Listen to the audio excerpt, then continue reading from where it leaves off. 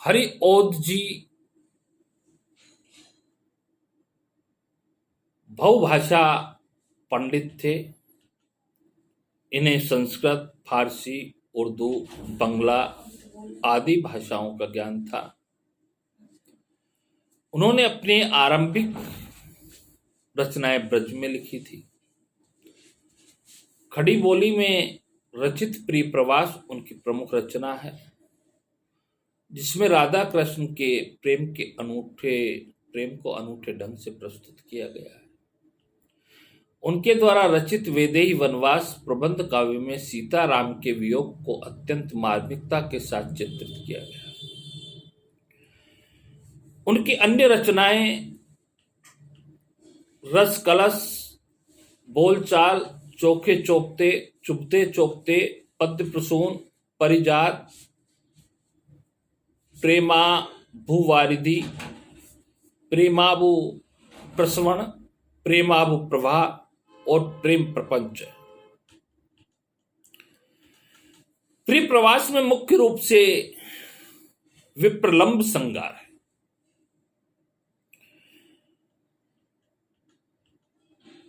फिर भी बीच बीच में वीर, रौद्र, भयानक, अद्भुत, शांत रस की प्रासंगिकता दिखलाई पड़ती है। प्रिय प्रवास के विप्रलंब संगार का एक उदाहरण मैं आपको बतलाता हूं। रो रो चिंता सहित दिन को राधिका थी बिताती, आंखों को थी सजल रखती, उन्मना थी दिखाती। शोभा वाले जलद वपु को वपु की हो रही चातकी थी।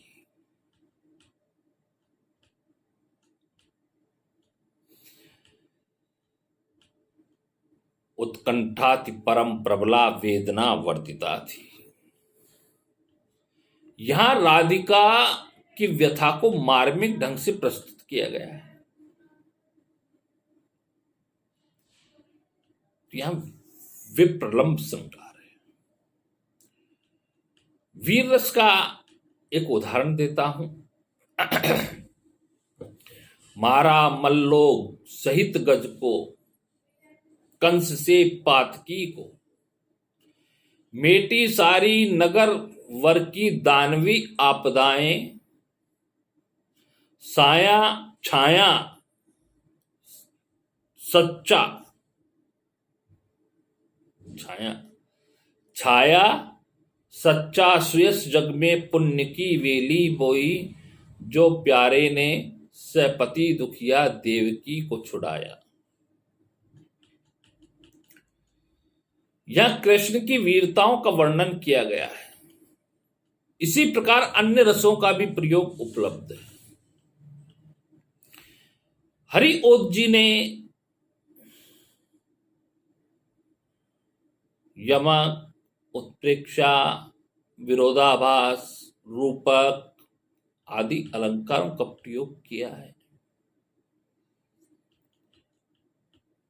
उत्प्रेक्षा अलंकार का मैं एक फिर उदाहरण आपको बतलाता हूं। जय अभावुकता तम पुंज की सह सकी न नभ स्थल तारका, वह विकास विवर्धन के लिए निकालने नव मंडल की लगी।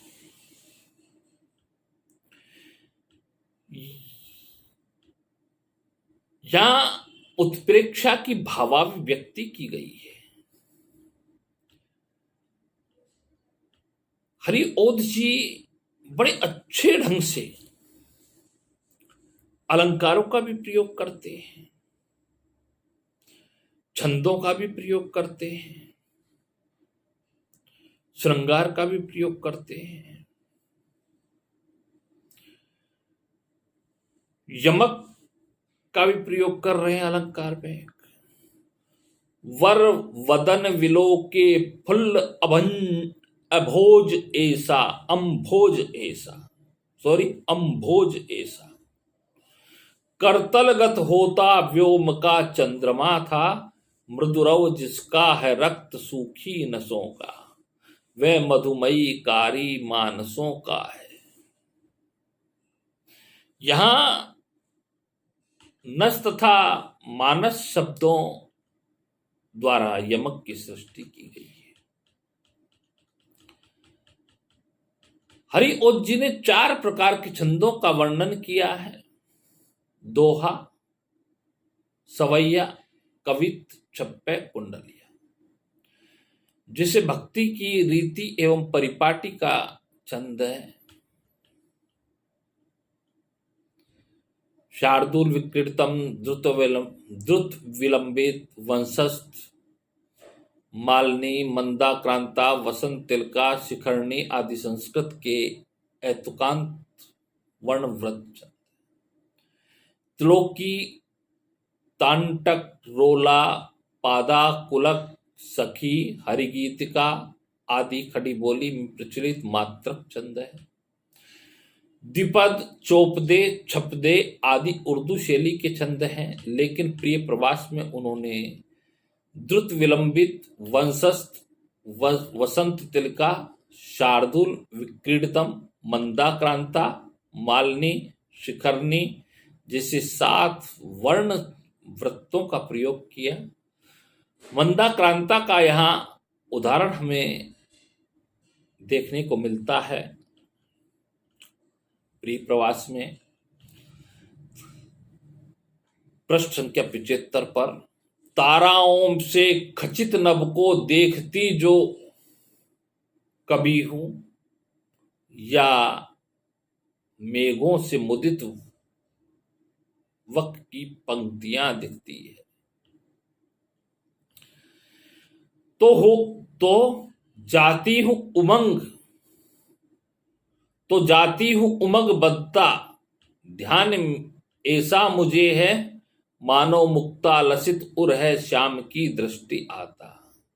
यह भावों की अभिव्यक्ति के लिए इस छंद का प्रयोग किया गया है। मालनी के लिए उदाहरण है दिवस ऐसा हाय, क्यों आज आया, निज प्रिय सुत से जो मैं जुदा हो रही हूं, अगणित गुण वाली प्राण से नाथ प्यारी, यह अनुपम थाती में तुम्हें सौंपती हूं। यह मालनी छंद का सुंदर प्रयोग किया गया है। मालनी छंद का सुंदर प्रयोग है।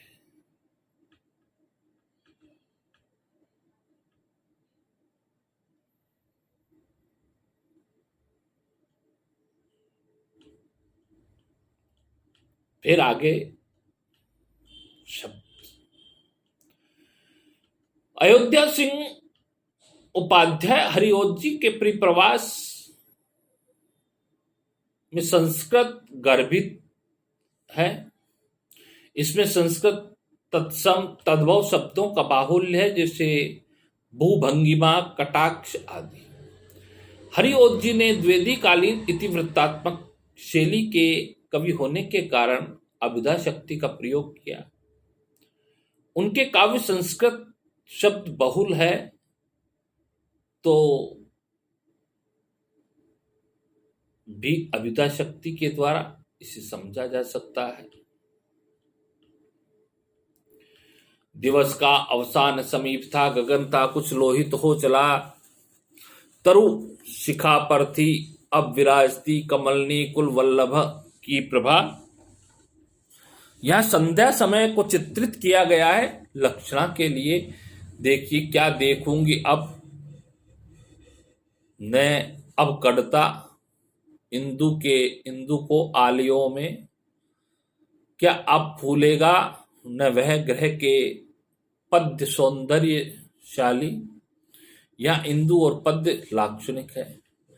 व्यंजना का उदाहरण देखिए, प्रशस्त शाखा तरुवृंद की इन्हें प्रतीत होती है, हस्त तुल्य थी से कामना जो नभ और जो उठा, विपन्न पाता पर परमेश के लिए इसका आशय यह है कि उद्धव के हृदय को ब्रज की रमणीक वन स्थली को भी मोहित नहीं कर सकती थी।